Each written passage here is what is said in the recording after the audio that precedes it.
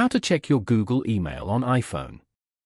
To get started, first of all go ahead and open up the Gmail application on your phone.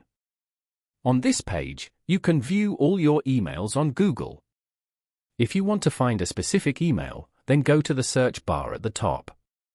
In the search bar, type in the name or the word that you're looking for and tap on Search. You will now get all the results that contain this name or word.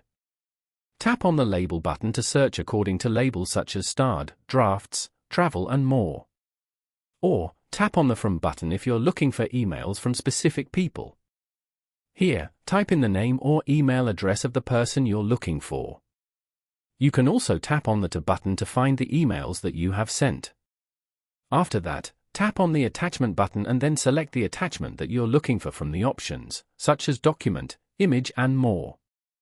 Following these steps, you can easily check your Google email on iPhone.